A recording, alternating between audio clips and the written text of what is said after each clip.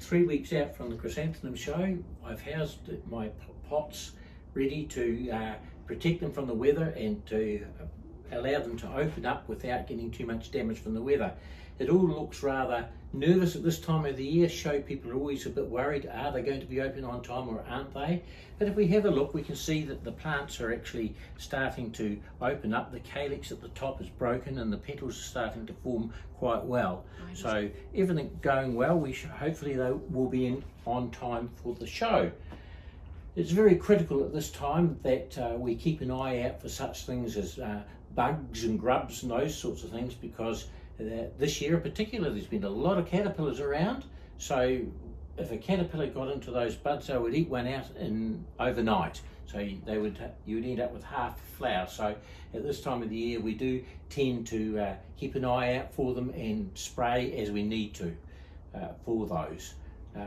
Other than that, all the other pests and diseases should have been well under control before I housed them. So things like spider mite and thrips and that all should have been dealt with before I moved them into the greenhouse.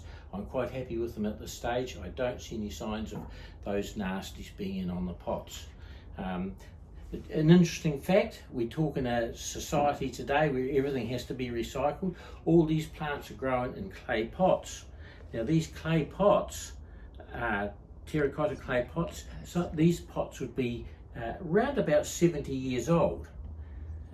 My late father-in-law used them for his showing, and they were then passed on to Susan and I, and now we use them. They will last forever if you look after them. Yes, we do get the odd breakages and so on, but they are made out of terracotta. A lot of these came from the Bishopdale pottery up in Nelson, so that gives you an idea. So over here I've got some growing in clay pots. These are some interesting ones. Last year I had on a couple of my plants some what we call colour sports, where the plant gave us a branch with a different coloured flower. So I've propagated off those branches, and this year I've secured those. So these are in the plastic pots simply because I don't need to grow them to show standard. I will just make sure to see if they've got the colour, the new colour that we're looking for. So here we have some what we call charm chrysanthemums, and these are fantastic. They really put on a really bright display at the end, towards the end of April, early May. You don't have to do much to them. Once you get the plant rooted and you put it into its pot, that's about it. It does everything itself. There's no staking, there's no tying involved with them at all. They just branch naturally and they come into these beautiful masses of colours. When they're fully open, you won't see any green leaves under those at all.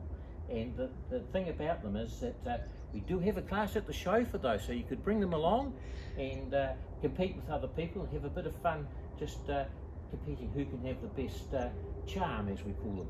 But what we're looking for in a good charm, of course, we're not nice symmetrical shape, all the flowers all out at the same time, and looking healthy and so on. So these are the charms.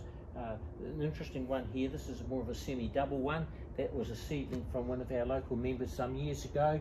I love it. He named it after his wife, Jean Patton, and the colour is so unique and so intense. It's really good fun to grow those. Easy to grow.